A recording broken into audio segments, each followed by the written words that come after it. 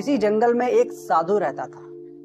कितने ही लोग उसके दर्शन करने को आते, जो भी जाता उसे शांति मिलती। एक दिन उस देश के राजा भी वहां गए। देखा, साधु एक वृक्ष के नीचे बैठे हैं। सर्दी और वर्षा से बचने का कोई प्रबंध नहीं है।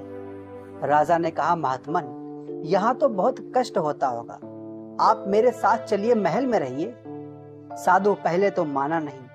राजा ने बहुत आग्रह किया तो साधु ने कहा, अच्छा चलो। महल में गए, एक सुंदर कमरे में ठहरे। हर समय नौकर उपस्थित रहने लगे।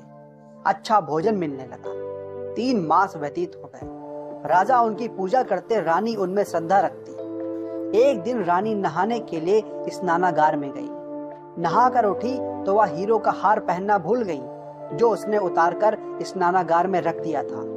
हार वहीं पड़ा रहा। रानी के पश्चात साधु स्नानागार में गया।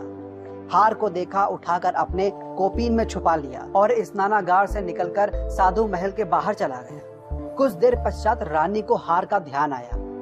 दासी से बोली, स्नानागार में हार छोड़ाई हूँ, उसे ले आओ। परंतु वहां तो हार नहीं था। खोज होने लगी। पूछा गया, स्नान घर में रानी के पश्चात कौन गया था? पता लगा कि महात्मा जी गए थे। महात्मा की खोज होने लगी। महात्मा मिले नहीं।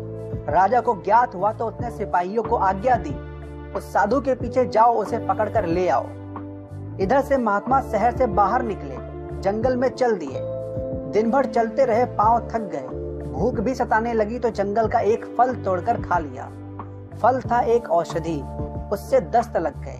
इतने दस्त आए कि महात्मा जी निर्बल हो गए। तभी उन्हें हार का ध्यान आया। उसे देखते ही बोले, मैं इसे क्यों उठा लाया, मैंने चोरी क्यों की? उसी समय वापस चल पड़े। आधी रात के समय राजा के महल पर पहुंचे। आवाज दी, राजा जागे। महात्मा ने उसके पास जाकर कहा, राजन, आपका ये हार है, ले लो। मैं यहाँ से उठाकर ले गया था, मुझसे अपराध हुआ, मैं क्षमा मांगने आया। राजा ने आश्चर्य से कहा, वापस ही लाना था तो आप इसे ले क्यों गए थे? साधु ने कहा, राजन, क्रोध न करना। 3 मास तक मैं तुम्हारा अन्न खाता रहा, उससे मेरा मन पापी हो गया।